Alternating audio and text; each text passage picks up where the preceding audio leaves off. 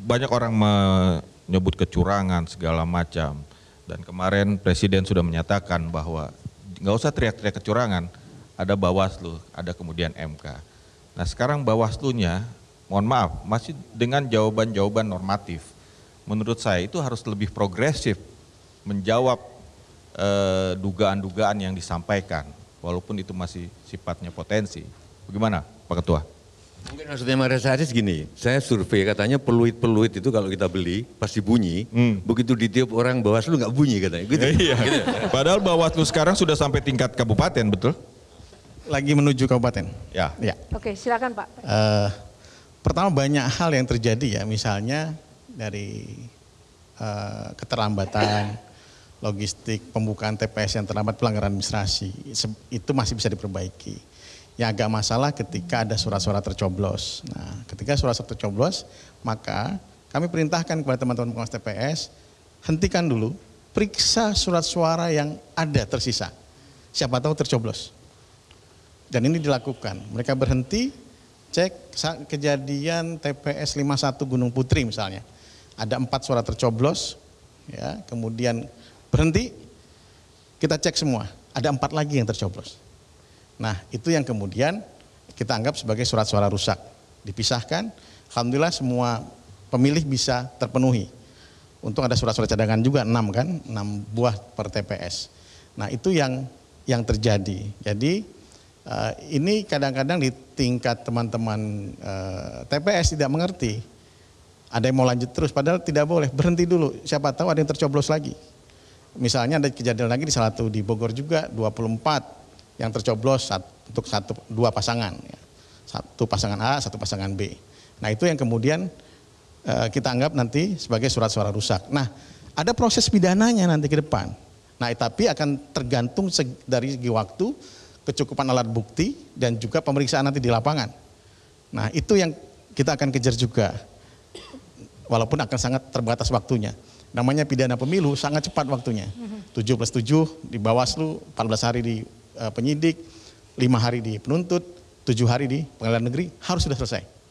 Nah sebenarnya ya ingin butuh progresif, langkah progresifnya seperti apa untuk itikatnya gimana Mas? Langkah progresifnya ya itu surat-suara tertukar, surat suara misal surat-surat rusak, itu satu langkah progresif. Berhenti dulu, itu kan nggak ada aturannya, berhenti dulu, lihat dulu surat suara yang lain. Nah itu yang dilakukan oleh teman-teman pengawas TPS. Walaupun juga misalnya ada PSU, kita menyampaikan ada PSU. Kenapa PSU? Ada arahan yang tidak jelas ya. Ini harus dijelaskan oleh KPU. Misalnya jika pemilih tidak berdomisili, KTP-nya tidak berdomisili di tempat yang bersangkutan, maka seharusnya masuk ke DPTB. Dia pindah pilih atau ditambahkan di situ karena dia. Baik. Kalau dia tidak punya form itu pindah pilih, maka dia tidak boleh memilih. Kejadiannya ada 20 orang misalnya memilih. Yang kita takutkan apa? Yang kita takutkan ini dia sudah milih tempat lain, milih tempat ini juga. Ada 20 orang. Akhirnya di Cirebon misalnya kita sampaikan untuk 5 TPS untuk diulang. Ini yang dilakukan oleh teman-teman pengawas TPS di lapangan dan juga Panwascam di lapangan. Oke, sedikit saya Mas Haris sudah puas dengan jawabannya? Belum sebenarnya. Belum. Karena saya juga belum teryakinkan ini. Karena kita tidak ingin masuk ke ranah teknis, tapi bagaimana kemudian dari pertanyaan Mas Aris dan rekan-rekan tadi, Bawaslu benar-benar bisa menjadi benteng terakhir untuk keadilan, memperoleh keadilan dalam Pilpres atau pemilu ini. Kurang lebih pengen diyakinkan seperti itu. Kalau tidak nanti Bawaslu bisa jadi penanggung dosa pemilu. Menurut Bang Rocky gimana? Oke. Anda terangkan tadi upaya untuk menghalangi berkembangnya kejahatan pemilu. Kan itu intinya tadi. Dengan memanfaatkan teknologi. Tapi semakin Bawaslu menerangkan, semakin orang cari bukti untuk melemahkan keterangan Bawaslu. Jadi beredar ini, berapa jam lalu saya habis naik gunung, karena itu ngaco nih customnya kan. Saya ketemu dengan anak-anak muda di situ. Itu masing-masing megang handphone dan saling memperlihatkan, datanya kok beda begini kan. Jadi kecurigaan itu udah jadi grammar di dalam politik kita. Curiga aja kerjaannya. Nah kalau kita dengar keterangan Bawaslu, itu seolah-olah apa yang dia ucapkan, itu upaya untuk menutupi apa yang dia pikirkan. Apa namanya, di pelajaran Mbak Oki di Fakultas Psikologi UI itu, reverse psychology-nya bekerja akhirnya tuh. Jadi apapun yang akan diterangkan oleh Bawaslu itu orang akan bilang, ya nggak mungkin begitu, udah pasti curang itu. Kenapa? Karena memorinya pergi pada MK akhirnya kan. Jadi apapun yang Anda terangkan itu udah jadi semacam ini sampah keterangan itu. Karena dari awal udah sampah itu. Orang nggak kasih penghormatan lagi pada Bawaslu. Berapa waktu lalu saya kasih ceramah di Kalimantan Tengah itu, Bawaslu ada di situ tuh. Dan mulai Pak Rocky nggak boleh kampanye. Saya bilang saya mau kampanye. Kenapa saya salah? Saya bukan anggota tim sukses. Saya mau kampanyekan pikiran itu untuk menghalangi money politics. Sebetulnya tugas Bawaslu adalah mengintip potensi money politics, itu aja. Karena itu yang menjadi dasar kita kan, bukan mengawasi pikiran orang itu ngacoknya di situ sebenarnya. Coba saya balik lagi pada soal tadi. Oh Pak Mbak Oki terangkan bahwa dia sendiri cemas untuk mengetahui nasibnya apa nanti kan. Itu sama seperti kecemasan seorang model yang pertama kali naik di atas panggung, catwalking gitu kan. Padahal Mbak Oki udah bertahun-tahun jadi model. Model itu kecemasan dia bukan pada saat dia keluar dari belakang panggung, tapi ketika dia ada di ujung catwalk dan dia mesti lakukan U-turn. Di situ ilmunya. Kalau dia salah U-turn, high heels-nya patah itu. Jadi keseimbangan psikis dan keseimbangan fisik kamu mesti dia hitung. Ya. Dan gue terusin dulu di keterangan ini supaya lu dapat sensasinya. Jadi politik juga begitu, kecemasan di ujung itu tuh.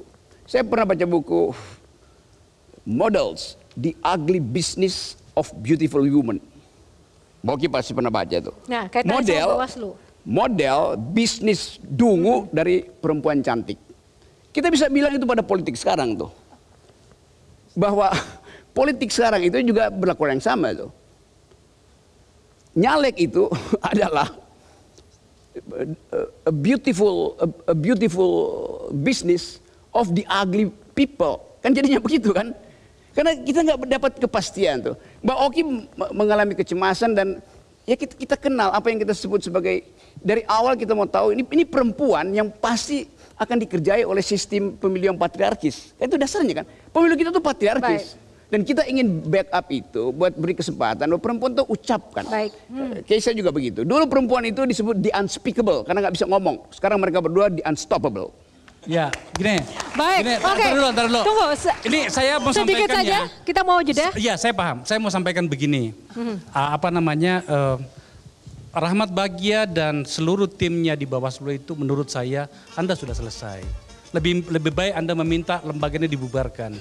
Pada pemilu terakhir pada pemilu terakhir dan kemarin-kemarin ini, itu yang namanya bagi-bagi itu sudah sangat terbuka.